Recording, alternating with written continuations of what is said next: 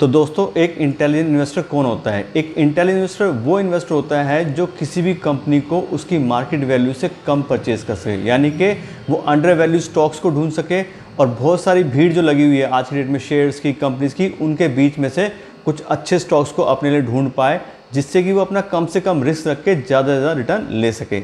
और आज की जो हमारी ये फंडामेंटल सीरीज जो चल रही है, उसके अंदर हम ऐसे ही बात करेंगे एक नए रेशो के बारे में, जिसके थ्रू हम अच्छी तरह से कंपनी को वैल्यू कर सकते हैं। तो इस रेशो का नाम है पीबी रेशो। पुराने टाइम से बहुत सारे मार्केट एनालिस्ट और वैल्यू इन्वेस्टर इस पीबी रेशो को बहुत ध्यान से देखते हुए आए हैं, जिससे कि वो सही चुनाव कर सकें कौन सी सही कंपनी जिसमें इन्वेस्ट करना चाहिए। अगर हम पीबी रेशो की बात करें तो पीबी रेशो का मतलब होता है कि जो भी कंपनी की मार्केट वैल्यूएशन है उसको हम उसकी बुक वैल्यू से डिवाइड करते हैं, तो जो नंबर निकल के आता है उसको बोलते हैं हम पीबी रेशो। रेशो के लिए आपको जैसे बताया मार्केट कैपिटलाइजेशन, तो मार्केट कैपिटलाइजेशन क्या होता है कि टोटल जो भी कंपनी के आउटस्टैंडिंग शेयर्स हैं उसको हम मल्टीप्लाई करते हैं शेयर प्राइस के साथ में, और जो वैल्यू निकल के आती है उसको बोलते हैं मार्केट कैपिटलाइजेशन। उसके बाद में बुक वैल्यू होती है कंपनी की total assets minus total liabilities. तो जो वैल्यू हमारे पास आती है उसको बुक वैल्यू कहते हैं। तो मार्केट कैपिटलाइजेशन को हम बुक वैल्यू से जब डिवाइड करके देखते हैं तो जो वैल्यू निकल के आएगी उसको बोलेंगे हम P/B रेशो या फिर प्राइस बाय बुक वैल्यू। अब ये वैल्यू हमारे किस काम आती है? मेनली हम इसको इसलिए चेक करते हैं कि जिस भी कंपनी में इन्वेस्ट करना चाह रहे हैं और जो भी हम उसके लिए प्राइस पे कर रहे हैं उसके अगेंस्ट कंपनी के पास कितनी एसेट्स हैं। कहीं ऐसा तो नहीं है कि कंपनी सिर्फ हाइप बनी हुई है कि बहुत ज़्यादा शेयर प्राइस है मगर पीछे कंपनी के पास एसेट्स वगैरह कुछ ज़्यादा खास नहीं है। और इस P/B रेशो से हम ये भी डिटरमाइन करते हैं कि मान लीजिए किसी वजह से कंपनी अगर कल बंद हो गई तो सारी लायबिलिटीज़ पे करने के बाद में कंपनी के जो इन्वेस्टर्स हैं उनके लिए कंपनी के पास कुछ बचेगा या नहीं। तो इस तरह से हम जज करते हैं एसेट्स के ऊपर किसी कंपनी को, तो हम अपना रिस्क जो है वो थोड़ा कवर करने की कोशिश करते हैं। तो इस तरह से P/B रेशो के थ्रू हम जज करते हैं कि कंपनी के प्राइस और कंपनी के एसेट्स के बीच में क्या कोरिलेशन आ रहा है। अगर हम बात करें वैल्यू की, तो कौन सी वैल्यू ठीक मानी जाती है P/E रेशो के लिए?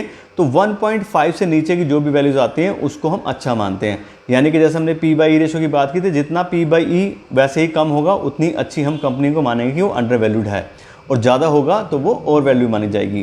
तो इस तरह से हम डिसाइड करते हैं कि एसेट्स के हिसाब से कंपनी का क्या वैल्यूएशन। तो P/E रेशो को भी हम screener.in पे चेक कर सकते हैं, उसकी वैल्यू हम देख सकते हैं। खास करके जो मैन्युफैक्चरिंग यूनिट्स होती हैं उसके लिए उनका P/E रेशो चेक करना काफ़ी ज़रूरी होता है। प्लस साथ साथ ही हमें P/E रेशो उन कंपनियों को आइडेंटिफाई करने में भी हेल्प करता है जिनकी हाइप बहुत ज़्यादा होती है, प्राइस बहुत ज़्यादा होता है, लेकिन पीछे एसेट्स के नाम पे कुछ नहीं होता। और उसका मेनली एग्जांपल आता है इंटरनेट की कंपनीज, कंप्यूटर की कंपनी, जिसके अंदर सिर्फ इंटेंजिबल एसेट्स और गुडविल पे ध्यान दिया जाता है और एक्चुअल एसेट्स उनके पास कुछ नहीं होती हैं। तो लेकिन बात फिर वही आती है कि P/E रेशो हमने चेक कर लिया screener.in से कि 1.5 से कम आ रहा है, ज़्यादा आ रहा है, बट फिर भी ये सिर्फ एक ही पैरामीटर है।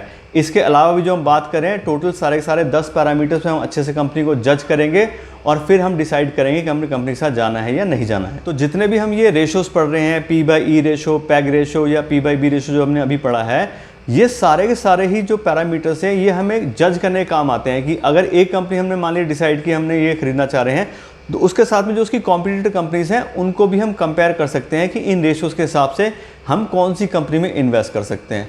तो इस तरह से जब हम सारे पैरामीटर्स को जज करेंगे, सारी कंपनीज को हम अलग अलग कॉम्पिटिटर के साथ में चेक करेंगे, तब हमें एक बहुत अच्छी कंपनी निकल के आएगी जिसके अंदर फाइनली हम डिसाइड करेंगे हम इन्वेस्ट करना है।